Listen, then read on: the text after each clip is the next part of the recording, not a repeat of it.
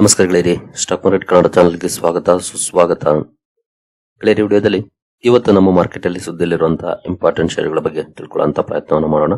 ಹಾಗೆ as usual ಇವತ್ತಿನ ನಮ್ಮ ಮಾರ್ಕೆಟ್ ಪರ್ಫಾರ್ಮೆನ್ಸ್ ಬಗ್ಗೆ ನಮ್ಮ ಗಿಫ್ಟ್ ನಿಫ್ಟಿ ಯಾವ ಇಂಡಿಕೇಶನ್ ಕೊಡ್ತಾ ಇದೆ, ಏಷ್ಯನ್ ಮಾರ್ಕೆಟ್ಸ್ ಯಾವ ರೀತಿ ಟ್ರೇಡ್ ಆಗ್ತಿದೆ, ಪಾಸಿಟಿವ್ ಇದೆಯಾ ನೆಗೆಟಿವ್ ಇದೆಯಾ, ಇದ್ರ ಬಗ್ಗೆ ಕೂಡ ತಿಳ್ಕೊಳ್ಳುವಂತ ಪ್ರಯತ್ನವನ್ನ ಮಾಡೋಣ. ಗೆಳೆಯರಿ, ಮೊದಲಿಗೆ ಡಿಸ್ಕ್ಲೇಮರ್ ಕೊಡಕ್ಕೆ ಇಷ್ಟಪಡ್ತೀನಿ. ಇಲ್ಲಿ ಕವರ್ ಮಾಡ್ತಿರುವಂತ ಯಾವುದೇ ಸ್ಟಾಕ್ ಅನ್ನು ಕೂಡ ರೆಕಮೆಂಡ್ ಮಾಡ್ತಿಲ್ಲ. ನೀವು ಫರ್ದರ್ ಸ್ಟಡಿ ಮೆಡಿಟೇಷನ್ ತಗೊಳ್ಳಬಹುದು. ಆಸ್ ಎಜುಕೇಶನಲ್ ಪರ್ಪಸ್ ನಾನು ನಿಮ್ಮ ಮುಂದೆ ತರ್ತಾ ಇದ್ದೀನಿ.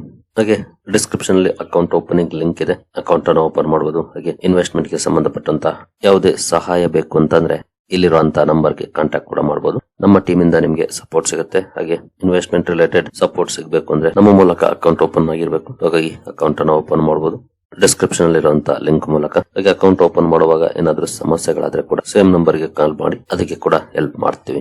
ಗೆಳೆಯರೆ, ಸುದ್ದಿಗಳ ಕಡೆ ಬಂದ್ರೆ ಮೊದಲಿಗೆ IREDA ಫೋಕಸ್ ಅಲ್ಲಿ ಇರುತ್ತೆ. ನಿಮಗೆ ಗೊತ್ತಿದೆ, ಶುಕ್ರವಾರ ಕಂಪನಿ ರಿಸಲ್ಟ್ ಅನೌನ್ಸ್ ಮಾಡಿದೆ. ನಿನ್ನೆ ಇದ್ರ ಬಗ್ಗೆ ಸಪರೇಟ್ ವಿಡಿಯೋನು ಕೂಡ ಕವರ್ ಮಾಡಿದೀನಿ. ಗೊತ್ತಿಲ್ಲ ಎಷ್ಟು ಜನ ನೋಡಿದ್ದೀರಿ ಅಂತ. ನೋಡಿಲ್ಲ ಅಂದ್ರೆ ನೋಡಿ. ರಿಸಲ್ಟ್ ಚೆನ್ನಾಗಿದೆ, ಬಟ್ ಕೆಲವೊಂದು ನೆಗೆಟಿವ್ಸ್ ಕೂಡ ಇದೆ. ಜೊತೆಗೆ ಪಾಸಿಟಿವ್ಸ್ ಜಾಸ್ತಿ ಇದೆ ಆಕ್ಚುಲಿ ನೆಗೆಟಿವ್ಸ್ ಗಿಂತ. ಬಟ್ ಮಾರ್ಕೆಟ್ ಯಾವ ರೀತಿ ರಿಯಾಕ್ಟ್ ಮಾಡುತ್ತೆ ಕಾದು ನೋಡ್ಬೇಕಾಗಿದೆ. ಇನ್ ಕೇಸ್ ಇಲ್ಲಿವರೆಗೂ ಆ ವಿಡಿಯೋ ನೋಡಿಲ್ಲ ಅಂದ್ರೆ, ಇನ್ ಕೇಸ್ ನೀವೇನಾದ್ರೂ IREDA ನಲ್ಲಿ ಇನ್ವೆಸ್ಟ್ಮೆಂಟ್ ಅನ್ನ ಮಾಡಿದ್ರೆ ಖಂಡಿತ ನಿನ್ನೆ ವಿಡಿಯೋನ ನೋಡಿ. ಅದರಲ್ಲಿ ಈಗಾಗಲೇ ಸಾಕಷ್ಟು ವಿಷಯವನ್ನ ಕವರ್ ಮಾಡಿದೀನಿ ಕಂಪನಿಯ ರಿಸಲ್ಟ್ ಬಗ್ಗೆ. IREDA ಫೋಕಸ್ ಅಲ್ಲಿ ಇರುತ್ತೆ, ವಾಚ್ ಮಾಡಬಹುದು ಇವತ್ತು ಯಾವ ರೀತಿ ರಿಯಾಕ್ಷನ್ ಬರುತ್ತೆ ಅಂತ. ನಂತರ ಅವಿನ್ಯೂ ಸೂಪರ್ ಮಾರ್ಟ್ ಅಥವಾ ಡಿಮಾರ್ಟ್ ಕೂಡ ಫೋಕಸ್ ಅಲ್ಲಿ ಇರುತ್ತೆ. ಅಗೇನ್ ಇದು ಕೂಡ ರಿಸಲ್ಟ್ ನ ಕಾರಣಕ್ಕೆ ಸುದ್ದಿಯಲ್ಲಿರುತ್ತೆ. ರಿಸಲ್ಟ್ ಇಲ್ಲೂ ಕೂಡ ಅಷ್ಟೇ ಚೆನ್ನಾಗಿದೆ, ಡಬಲ್ ಡಿಜಿಟ್ ಗ್ರೋತ್ ಕಂಡು ಬಂದಿದೆ. ಬಟ್ ಸ್ಟಿಲ್ ಕೆಲವೊಂದು ಕನ್ಸರ್ನ್ ಇದ್ದೇ ಇದೆ. ವ್ಯಾಲ್ಯೂಯೇಷನ್ ಆಗ್ಬೋದು, ಹಾಗೆ ಕ್ವಾರ್ಟರ್ ಆನ್ ಕ್ವಾರ್ಟರ್ ಮಾರ್ಜಿನ್ಸ್ ಆಗ್ಬೋದು, ಒಂದಷ್ಟು ಇಶ್ಯೂಸ್ ಇದೆ. ಬಟ್ ಓವರ್ ಆಲ್ ಪರ್ಫಾರ್ಮೆನ್ಸ್ ನೋಡಿದಾಗ ಡಿಸೆಂಟ್ ಇದೆ. ಇದನ್ನು ಕೂಡ ವಾಚ್ ಮಾಡಬಹುದು, ಮಾರ್ಕೆಟ್ ಯಾವ ರೀತಿ ರಿಯಾಕ್ಟ್ ಮಾಡುತ್ತೆ ಕಂಪನಿಯ ನಂಬರ್ಸ್ಗೆ ಅಂತ. ನಂತರ Crompton Greaves consumer electricals focus ಅಲ್ಲಿ ಇರುತ್ತೆ. ಕಾರಣ ಕಂಪನಿ 70 ವ್ಯಾಟ್ಸ್ ಹಾಗೂ 80 ವ್ಯಾಟ್ಸ್ ಡೈನಾರೇ LED ಲ್ಯಾಂಪ್ಸ್ ಅನ್ನ ಲಾಂಚ್ ಮಾಡಿದೆ. ಈ LED ಲ್ಯಾಂಪ್ಸ್ ಲಾಂಚ್ ಮಾಡಿರೋ ಕಾರಣಕ್ಕೆ ಸ್ಟಾಕ್ ಫೋಕಸ್ ಅಲ್ಲಿ ಇರುತ್ತೆ. ಇದನ್ನು ಸಹ ವಾಚ್ ಮಾಡಬಹುದು ಯಾವ ರೀತಿ ಇರುತ್ತೆ ಮಾರ್ಕೆಟ್ ರಿಯಾಕ್ಷನ್ ಈ ಸುದ್ದಿಗೆ ಅಂತ. ನಂತರ ಕ್ಯೂಪಿಡ್ ಲಿಮಿಟೆಡ್ ಫೋಕಸ್ ಅಲ್ಲಿ ಇರುತ್ತೆ. ನಿಮ್ಗೆ ಎಲ್ರಿಗೂ ಗೊತ್ತಿದೆ, ತುಂಬಾ ಚೆನ್ನಾಗಿ ಪರ್ಫಾರ್ಮೆನ್ಸ್ ಅನ್ನ ಮಾಡಿದೆ ಲಾಸ್ಟ್ 1 ಇಯರ್ ಇಂದ. ಜೊತೆಗೆ ಇತ್ತೀಚೆಗೆ ಒಂದಷ್ಟು ಕರೆಕ್ಷನ್ ಕೂಡ ಆಯ್ತು, ಮತ್ತೆ ಒಂದಷ್ಟು ರಿಕವರಿ ಕೂಡ ಆಗಿದೆ. ಕಂಪನಿ ಮೊನ್ನೆ ಅಂದ್ರೆ ಶುಕ್ರವಾರ ಮಾರ್ಕೆಟ್ ಕ್ಲೋಸ್ ಆದ್ಮೇಲೆ ಒಂದು ಅಪ್ಡೇಟ್ ಅನ್ನು ಕೊಟ್ಟಿದೆ. ಜನವರಿ 29ನೇ ತಾರೀಕು ಬೋರ್ಡ್ ಮೀಟಿಂಗ್ ಅನ್ನ ಕರೆದಿದೆ. ಅವತ್ತು ರಿಸಲ್ಟ್ ಅನೌನ್ಸ್ ಮಾಡ್ತಾ ಇದೆ. ಜೊತೆಗೆ ರಿಸಲ್ಟ್ ಜೊತೆ ಬೋನಸ್ ಬಗ್ಗೆ ಕೂಡ ಡಿಸಿಷನ್ ತಗೊಳ್ಳಕ್ ಹೊರಟಿದೆ. ಬೋನಸ್ ಕೊಡಬೇಕಾ ಬೇಡವಾ, ಕೊಡೋದಾದ್ರೆ ಎಷ್ಟು ಕೊಡಬೇಕು, ಎಲ್ಲವೂ ಕೂಡ 29ನೇ ತಾರೀಕು ಡಿಸೈಡ್ ಆಗುತ್ತೆ. ಈ ಒಂದು ಅಪ್ಡೇಟ್ ಅನ್ನ ಕಂಪನಿ ಎಕ್ಸ್ಚೇಂಜಸ್ ಗೆ ತಿಳಿಸಿದೆ. ಈ ಸುದ್ದಿ ಕಾರಣಕ್ಕೆ ಸ್ಟಾಕ್ ಫೋಕಸ್ ಅಲ್ಲಿ ಇರುತ್ತೆ. ಕ್ಯೂಪಿಡ್ ಲಿಮಿಟೆಡ್ ಅನ್ನು ಕೂಡ ವಾಚ್ ಮಾಡಬಹುದು ಯಾವ ರೀತಿ ಇರುತ್ತೆ ಈ ಸುದ್ದಿಗೆ ರಿಯಾಕ್ಷನ್ ಅಂತ. ಈಗಾಗಲೇ ಒಳ್ಳೆ ಪರ್ಫಾರ್ಮೆನ್ಸ್ ಬರ್ತಾ ಇದೆ. ಇಂತಹ ಸಂದರ್ಭದಲ್ಲಿ ಕಂಪನಿ ಈ ರೀತಿ ಡಿಸಿಷನ್ ಅನ್ನು ಕೂಡ ತಗೊಳಕ್ ಹೊರಟಿದೆ. ವಾಚ್ ಮಾಡಬಹುದು ಕ್ಯೂಪಿಡ್ ಲಿಮಿಟೆಡ್ ಅಲ್ಲಿ ಯಾವ ರೀತಿ ಪರ್ಫಾರ್ಮೆನ್ಸ್ ಬರುತ್ತೆ ಇವತ್ತು ಅಂತ. ನಂತರ NVCC ಲಿಮಿಟೆಡ್ ಕೂಡ ಫೋಕಸ್ ಅಲ್ಲಿ ಇರುತ್ತೆ. ಕಾರಣ ಕಂಪನಿ ದುಬೈಯಲ್ಲಿ ತನ್ನ ಆಫೀಸ್ ಅನ್ನು ಓಪನ್ ಮಾಡಿದೆ, ಪ್ರಾಜೆಕ್ಟ್ ಮ್ಯಾನೇಜ್ಮೆಂಟ್ ಸರ್ವಿಸಸ್ ಅನ್ನು ಪ್ರೊವೈಡ್ ಮಾಡ್ಲಿಕ್ಕೆ. ಈ ಸುದ್ದಿ ಕಾರಣಕ್ಕೆ NBCC ಇಂಡಿಯಾ ಲಿಮಿಟೆಡ್ ಕೂಡ ಫೋಕಸ್ ಅಲ್ಲಿ ಇರುತ್ತೆ. ಇದನ್ನು ಸಹ ವಾಚ್ ಮಾಡಬಹುದು ಈ ಸುದ್ದಿ ಏನಾದ್ರೂ ಸ್ಟಾಕ್ ಅಲ್ಲಿ ಇಂಪ್ಯಾಕ್ಟ್ ಮಾಡುತ್ತಾ ಅಂತ. ಇನ್ನು PTC ಇಂಡಸ್ಟ್ರೀಸ್ ಕೂಡ ಫೋಕಸ್ ಅಲ್ಲಿ ಇರುತ್ತೆ.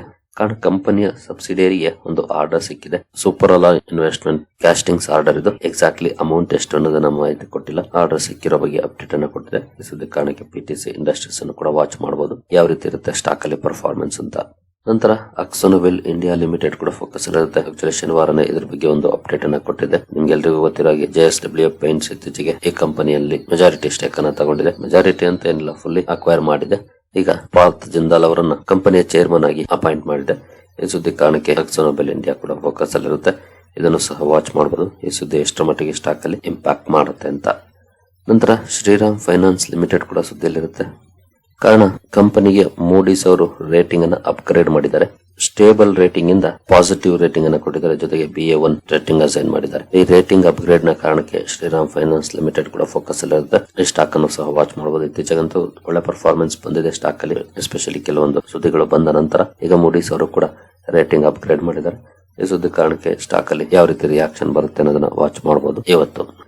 ನಂತರ ನೈಬ್ ಲಿಮಿಟೆಡ್ ಕೂಡ ಫೋಕಸ್ ಅಲ್ಲಿ ಇರುತ್ತೆ. ಕಾರಣ ಕಂಪನಿಗೆ ಡಿಫೆನ್ಸ್ ಹಾಗೂ ಏರೋಸ್ಪೇಸ್ ಗೆ ಸಂಬಂಧಪಟ್ಟಂತ ಅಪ್ರೂವಲ್ ಸಿಕ್ಕಿದೆ ಸರ್ಕಾರದಿಂದ. ಅಂದ್ರೆ ಪ್ರೂಫ್ ಟೆಸ್ಟಿಂಗ್ ಫೈರ್ ಆರ್ಮ್ಸ್ ಅನ್ನ ಮ್ಯಾನುಫ್ಯಾಕ್ಚರ್ ಮಾಡ್ಲಿಕ್ಕೆ ಅಥವಾ ಟೆಸ್ಟ್ ಮಾಡ್ಲಿಕ್ಕೆ ಕಂಪನಿಗೆ ಸರ್ಕಾರದಿಂದ ಅಪ್ರೂವಲ್ ಸಿಕ್ಕಿದೆ. ಈ ಅಪ್ರೂವಲ್ ನ ಕಾರಣಕ್ಕೆ ಸ್ಟಾಕ್ ಫೋಕಸ್ ಅಲ್ಲಿ ಇರುತ್ತೆ. ನೈಬ್ ಲಿಮಿಟೆಡ್ ಅನ್ನು ಕೂಡ ವಾಚ್ ಮಾಡಬಹುದು ಯಾವ ರೀತಿ ಇರುತ್ತೆ ಮಾರ್ಕೆಟ್ ರಿಯಾಕ್ಷನ್ ಅಂತ. ನಂತರ ಕೆರ್ನೆಕ್ಸ್ ಮೈಕ್ರೋ ಸಿಸ್ಟಮ್ಸ್ ಕೂಡ ಫೋಕಸ್ ಅಲ್ಲಿ ಇರುತ್ತೆ. ಆಕ್ಚುಲಿ ಕಂಪನಿಗೆ ಸ್ವಲ್ಪ ಬ್ಯಾಡ್ ನ್ಯೂಸ್ ಅಂತಾನೆ ಹೇಳ್ಬೋದು. ಆಕ್ಚುಲಿ ಇದು ಕಂಪನಿಯಿಂದ ಅಥವಾ ಪರ್ಸನಲಿ ಕಂಪನಿಯಿಂದ ಆಗ್ತಿರುವಂತ ನೆಗೆಟಿವ್ ಡೆವಲಪ್ಮೆಂಟ್ ಅಲ್ಲ, ರೆಗ್ಯುಲೇಟರಿ ಕಡೆಯಿಂದ ಆಗ್ತಿರುವಂತ ನೆಗೆಟಿವ್ ಡೆವಲಪ್ಮೆಂಟ್ ಅಂತ ಹೇಳ್ಬೋದು. ಯಾಕೆಂತಂದ್ರೆ ಕಂಪನಿಗೆ 2500 ಲೋಕೋಮೋಟಿವ್ಸ್ ಆರ್ಡರ್ ಸಿಕ್ಕಿತ್ತು. ಈಗ ಆ ಲೋಕೋಮೋಟಿವ್ಸ್ ಆರ್ಡರ್ ಸಪ್ಲೈ ಮಾಡ್ಬೇಕು ಅಂದ್ರೆ ಅಪ್ರೂವಲ್ ಪ್ರೋಸೆಸ್ ಲೇಟ್ ಆಗ್ತಾ ಇದೆ. ಅಂದ್ರೆ ಕಂಪನಿಗೆ ಸರ್ಟಿಫಿಕೇಶನ್ ಸಿಗ್ಬೇಕಲ್ಲ ಸರ್ಕಾರದಿಂದ, ಆ ಸರ್ಟಿಫಿಕೇಶನ್ ಪ್ರೋಸೆಸ್ ಲೇಟ್ ಆಗ್ತಾ ಇದೆ. ಈ ಪ್ರೋಸೆಸ್ ಲೇಟ್ ಆಗುತ್ತೆ ಅಂದ್ರೆ ಸಪ್ಲೈ ಲೇಟ್ ಆಗುತ್ತೆ. ಸಪ್ಲೈ ಲೇಟ್ ಆದ್ರೆ ಕಂಪನಿಗೆ ಇನ್ಕಮ್ ಬರೋದ್ ಲೇಟ್ ಆಗುತ್ತೆ. ಇನ್ಕಮ್ ಬರೋದ್ ಲೇಟ್ ಆದ್ರೆ ಕಂಪನಿಯ ಬಿಸಿನೆಸ್ ಪರ್ಫಾರ್ಮೆನ್ಸ್ ಇಂಪ್ರೂವ್ ಆಗಲ್ಲ. ಈ ರೀತಿಯಾಗಿ ನೆಗೆಟಿವ್ ಇಂಪ್ಯಾಕ್ಟ್ ಆಗುವಂತ ಚಾನ್ಸಸ್ ಇರುತ್ತೆ. ಈ ಒಂದು ಅಪ್ಡೇಟ್ ಅನ್ನ ಕಂಪನಿ ಕೊಟ್ಟಿದೆ. ಅಂದ್ರೆ ಸರ್ಟಿಫಿಕೇಶನ್ ಪ್ರೋಸೆಸ್ ಡಿಲೇ ಆಗ್ತಾ ಇದೆ, ಹಾಗಾಗಿ ಸಪ್ಲೈ ಲೇಟ್ ಆಗ್ತಿದೆ ಅನ್ನುವಂತ ಅಪ್ಡೇಟ್ ಅನ್ನು ಕೊಟ್ಟಿದೆ. ಇದರ ಕಾರಣಕ್ಕೆ ಕೆರ್ನೆಕ್ಸ್ ಮೈಕ್ರೋ ಸಿಸ್ಟಮ್ಸ್ ವಾಚ್ ಮಾಡಬಹುದು ಇವತ್ತು ಯಾವ ರೀತಿ ಇಂಪ್ಯಾಕ್ಟ್ ಮಾಡುತ್ತೆ ಸ್ಟಾಕ್ ಅಲ್ಲಿ ಅಂತ. ನಂತರ ಲಾಯ್ಡ್ಸ್ ಇಂಜಿನಿಯರಿಂಗ್ ವರ್ಕ್ಸ್ ಕೂಡ ಫೋಕಸ್ ಅಲ್ಲಿ ಇರುತ್ತೆ. ಕಾರಣ ಕಂಪನಿ US ಬೇಸ್ಡ್ ಕಂಪನಿಯ ಜೊತೆ ಮೆಟೀರಿಯಲ್ ವರ್ಕ್ಸ್ ಗೆ ಸಂಬಂಧಪಟ್ಟಂತೆ ಒಪ್ಪಂದವನ್ನು ಮಾಡಿಕೊಂಡಿದೆ. ಅದರಲ್ಲಿ ಎಸ್ಪೆಷಲಿ EPS Gen 4 ಸೆಲ್ಸ್ ಸಂಬಂಧಪಟ್ಟಂತ ಒಪ್ಪಂದ. ಲಾಯ್ಡ್ಸ್ ಇಂಜಿನಿಯರಿಂಗ್ ಅನ್ನು ಕೂಡ ವಾಚ್ ಮಾಡಬಹುದು ಯಾವ ರೀತಿ ಇಂಪ್ಯಾಕ್ಟ್ ಮಾಡುತ್ತೆ ಈ ಸುದ್ದಿ ಸ್ಟಾಕ್ ಅಲ್ಲಿ ಅಂತ. ನಂತರ ಪ್ರೋಟೀನ್ ಈಗೋ ಟೆಕ್ನಾಲಜೀಸ್ ಕೂಡ ಫೋಕಸ್ ಅಲ್ಲಿ ಇರುತ್ತೆ. ಕಾರಣ ಕಂಪನಿಗೆ IIT ಬ್ಯಾಂಗ್ಳೂರಿಂದ 25 ಕೋಟಿ ಆರ್ಡರ್ ಸಿಕ್ಕಿದೆ. IIT ಅಲ್ಲ ಸಾರಿ, ಟ್ರಿಬಲ್ ಐಟಿ ಬ್ಯಾಂಗ್ಳೂರ್ ಅಥವಾ IIITB ಬ್ಯಾಂಗ್ಳೂರಿಂದ 25 ಕೋಟಿ ಆರ್ಡರ್ ಸಿಕ್ಕಿದೆ. ಇಥಿಯೋಪಿಯಾದ ಅಗ್ರಿಕಲ್ಚರ್ ಎಕೋಸಿಸ್ಟಮ್ ಗೆ ಸಂಬಂಧಪಟ್ಟಂತ ಡಿಜಿಟಲ್ ಇನ್ಫ್ರಾಸ್ಟ್ರಕ್ಚರ್ ಅಂಡ್ ಸರ್ವಿಸಸ್ ಗೆ ಸಂಬಂಧಪಟ್ಟಂತ ಆರ್ಡರ್. ಈ ಸುದ್ದಿ ಕಾರಣಕ್ಕೆ ಪ್ರೋಟೀನ್ ಈಗೋ ಟೆಕ್ನಾಲಜೀಸ್ ಅನ್ನು ಕೂಡ ವಾಚ್ ಮಾಡಬಹುದು ಯಾವ ರೀತಿ ಇರುತ್ತೆ ಮಾರ್ಕೆಟ್ ರಿಯಾಕ್ಷನ್ ಈ ಸುದ್ದಿಗೆ ಅಂತ. ನಂತರ ಸಾತ್ವಿಕ್ ಗ್ರೀನ್ ಎನರ್ಜಿ ಕೂಡ ಫೋಕಸ್ ಅಲ್ಲಿರುತ್ತೆ. ಕಾರಣ ಕಂಪನಿಗೆ ನಿಯರ್ಲಿ 14 ಕೋಟಿ ಆರ್ಡರ್ ಸಿಕ್ಕಿದೆ. ಸೋಲಾರ್ PV ಮಾಡ್ಯೂಲ್ಸ್ ಅನ್ನು ಸಪ್ಲೈ ಮಾಡುವಂತ ಆರ್ಡರ್.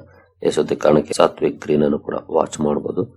ನಂತರ ಗ್ಲೋಬಲ್ ಸ್ಪಿರಿಟ್ಸ್ ಕೂಡ ಫೋಕಸ್ ಅಲ್ಲಿರುತ್ತೆ. ಕಾರಣ ಕಂಪನಿ ರಿಸಲ್ಟ್ ಅನ್ನು ಅನೌನ್ಸ್ ಮಾಡಿದೆ. ರಿಸಲ್ಟ್ ಚೆನ್ನಾಗಿದೆ, ಡಿಸೆಂಟ್ ಪರ್ಫಾರ್ಮೆನ್ಸ್ ನೋಡ್ಲಿಕ್ಕೆ ಸಿಕ್ಕಿದೆ. ಗ್ಲೋಬಲ್ ಸ್ಪಿರಿಟ್ಸ್ ಅಲ್ಲಿ ವಾಚ್ ಮಾಡಬಹುದು ಮಾರ್ಕೆಟ್ ಯಾವ ರೀತಿ ರಿಯಾಕ್ಟ್ ಮಾಡುತ್ತೆ ಕಂಪನಿಯ ನಂಬರ್ಸ್ಗೆ ಅಂತ.